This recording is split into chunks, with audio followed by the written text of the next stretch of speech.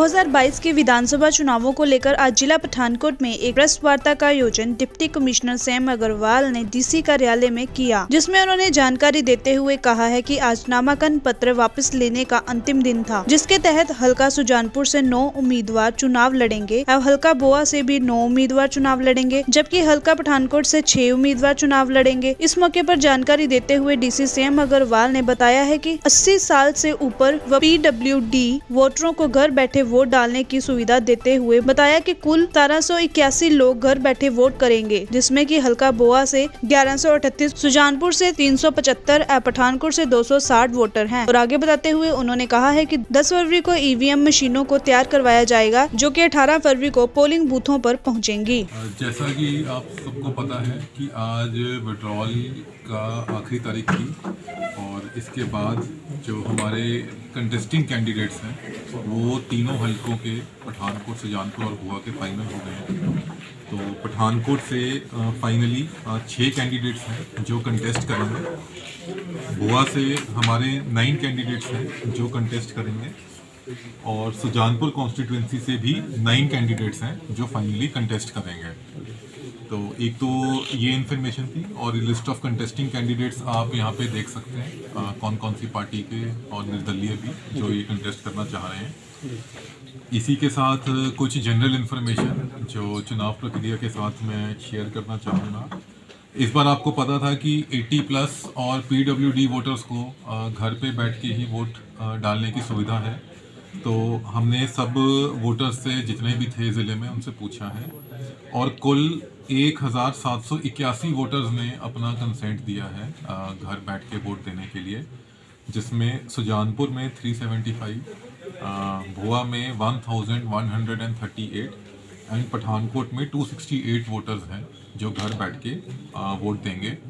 10 फरवरी के बाद जो हमारी टीम्स हैं वो घर जा के इन लोगों से वोट कास्ट कराएगी और जो चुनाव आयोग की तरफ से पूरा प्रोसीजर बताया गया है उस हिसाब से इनकी वोटिंग की जाएगी।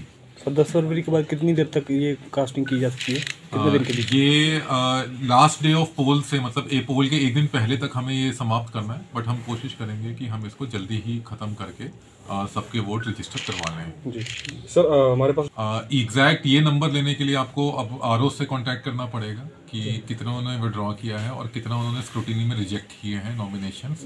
वो आपको RO ऑफिस में मिलेंगे। मेरे पास अभी सिर्फ फाइनल लिस्ट है कंटेस्टिंग कैंडिडेट्स की। जो हमारी EVM एंड VVPAT मशीन्स हैं उनको 10 फरवरी को तैयार किया जाएगा। उसमें पोस्टल बैलेट रख के जो कंपनी की तरफ से इंजीनियर्स हैं वो आएंगे और ऑब्जर्वर साहिबान और कैंडिडेट्स की प्रेजेंस में उन मशीनों को तैयार किया जाएगा और इनकी जो रैंडमाइजेशन है, थर्ड रैंडमाइजेशन, वो 18 तारीख को की जाएगी, जिसमें जो मशीन जिस बूथ पे जानी है वो फिर सॉफ्टवेयर जो है वो उसको अलॉट करेगा। तो ये जो है हमारे जो स्ट्रॉन्ग रूम है तीनों कॉन्स्टिट्यूएंसीज के ST कॉलेज में है, तो ये वहाँ पे इसकी प्रिपरेशन की जाएगी। और इसी के साथ एक अनुरोध मैं इस माध्यम से करना चाहूँगा कि जो स्टाफ पोलिंग ड्यूटीज़ कटवाने के लिए आता है, तो चुनाव की एक बहुत ही बड़ी प्रक्रिया है। जो है हमारे जो स्ट्रॉन्ग रूम है तीनों कॉन्स्टिट्यूएंसीज के ST कॉलेज में है, तो ये वहाँ पे इसकी प्रिपरेशन की जाएगी। और इसी के साथ एक अनुरोध मैं इस माध्यम से करना चाहूँगा कि जो स्टाफ पोलिंग ड्यूटीज़ कटवाने के लिए आता है, तो चुनाव की एक बहुत ही बड़ी प्रक्रिया है और ये सारा टाइम चलती है। तो इस टाइम पे मैं सबसे रिक्वेस्ट करूँगा कि काइंडली ये ड्यूटी एक बहुत ही लोकतंत्र को मजबूत करने वाली बहुत ही एक अच्छी ड्यूटी है जिसमें ऑनरेरियम भी मिलता है।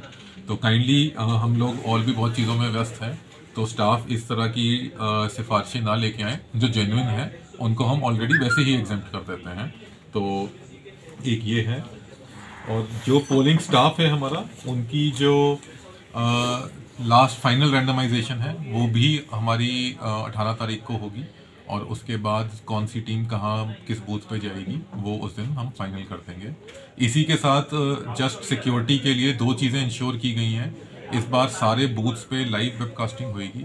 एक कंट्रोल रूम बनेगा DO लेवल पे भी और RO लेवल पे भी, जिसके थ्रू सारे बूथ्स हम लाइव पोलिंग डे वाले दिन देख सकते हैं कि वहाँ पे कैसी पोलिंग चल रही है और क्या हो रहा है। पोल का टाइमिंग जैसे कि सबको पता है सुबह 8 बजे से शाम को 6 बजे तक है। और सारी पोलिंग स्टेशन लोकेशंस पे एक माइक्रो ऑब्जर्वर डिप्यूट किया जाएगा, जो ऑब्जर्वर का बेसिकली जो रिपोर्ट करते हैं, और वो भी इंश्योर करेगा कि जो पोलिंग है वो एक फ्री एंड फेयर मैनर में की जाए। इसी के साथ जो हमारे सिक्योरिटी टीम्स हैं, जो नाके हैं, वो सारे अब और पुख्ता किए जाएंगे।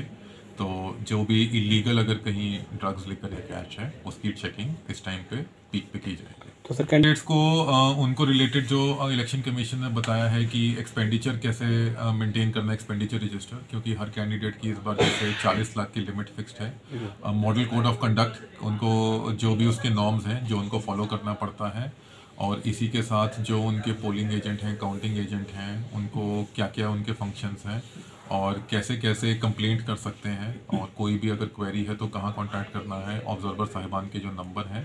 तो जो भी कैंडिडेट को इंफॉर्मेशन चुनाव की तरफ से जो ज़रूरत थी वो उनको आज मुहैया कराई गई है, और उनको बताया गया है कि कौन कौन सी गाइडलाइंस को फॉलो करना है। टोल फ्री नंबर 1950 है।